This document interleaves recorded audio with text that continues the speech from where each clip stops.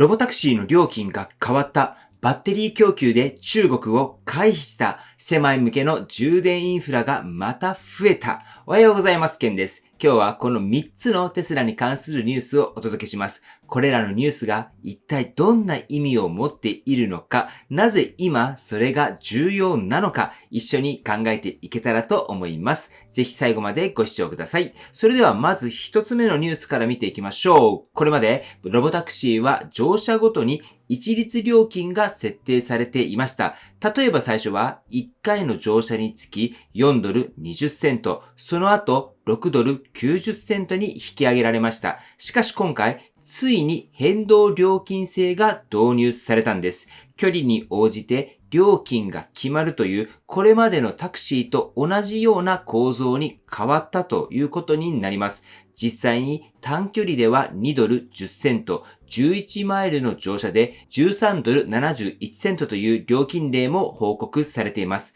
一見すると単なる料金の見直しのようにも見えますが、ここに重要な意味が隠されています。これはつまり、テスラが本格的にロボタクシーをビジネスとして成立させていくフェーズに入ったというサインなんです。これまで技術開発の段階でしたが、今は実際にユーザーがサービスとして使い始めている。そして料金体系を最適化することで、テスラとしての収益モデルを組み立て始めたということになります。さらに注目すべきは、この変更がごく一部の地域で始まったという点です。これは将来的なグローバル展開に向けた実験的な導入とも捉えることができます。テスラは車を売るだけの会社ではありません。今後は FSD、つまり完全自動運転のライセンス提供やロボタクシーのサービスのプラットフォーム化によって、いわゆる走る SaaS モデルを構築しようとしています。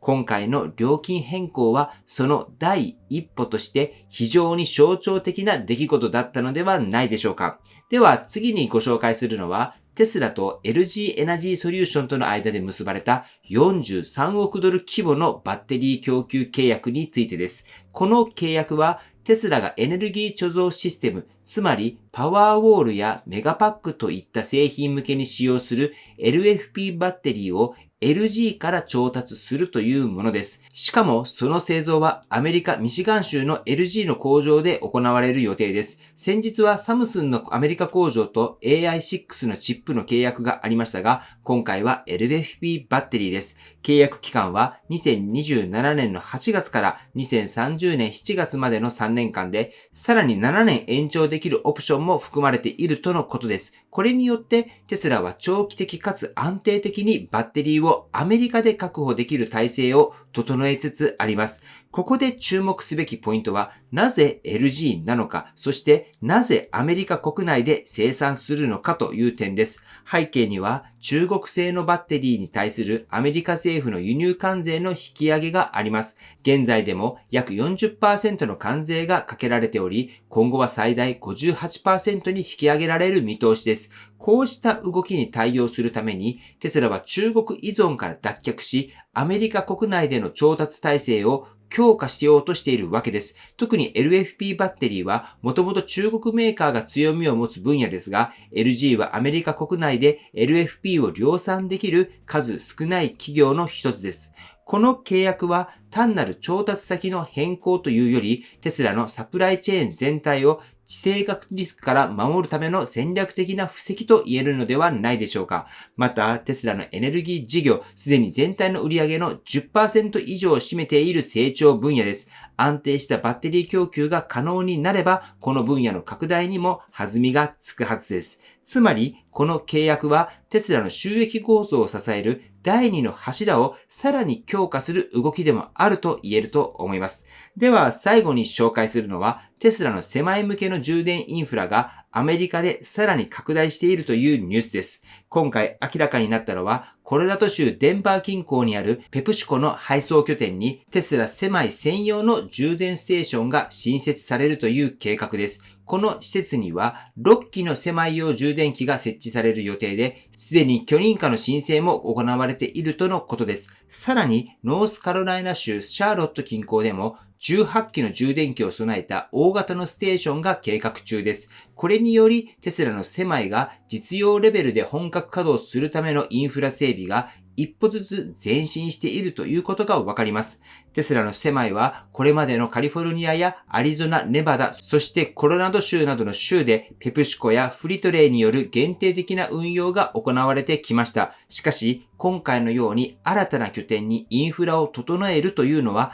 量産や商用運用の拡大を見据えた動きとみて間違いないでしょう。電動トラックの導入には車両本体だけではなく急速充電インフラの整備が欠かせません。特に長距離輸送を前提とする物流業界ではどこでどのタイミングで充電できるのか、これが非常に重要になります。今回のような動きは、テスラが EV のトラック市場に本格参入しようとしていること、そしてそのために自らインフラを構築していく覚悟があるということを示しています。今はまだ一部の企業によるパイロット導入段階かもしれませんが、こうした積み重ねが数年後には物流の標準を変えるかもしれません。はい。ということで、ここまでご紹介してきた3つのニュースを通じて、今のテスラがどこへ向かっているのか、その輪郭が少し見えてきたのではないでしょうか。ロボタクシーでは、ついに料金体系を変えて、実際のサービスとしての収益化に一歩踏み出しました。これは FSD を軸としたサブスクリプション型の未来を感じさせる大きな転換点です。バッテリーでは中国依存からの脱却という大きなテーマに向き合い、LG との契約によってエネルギー事業の安定化と長期的な成長戦略を描き始めています。そしてテスラのセマイでは自社主導でのインフラを広げ、物流の EV 化という次のフロンティアを本気で取りに行こうとしています。車を売るだけではなく、その周辺すべてを抑える。それが今のテスラのやり方となっています。どれも派手なイベントではありませんが、裏側を知ると、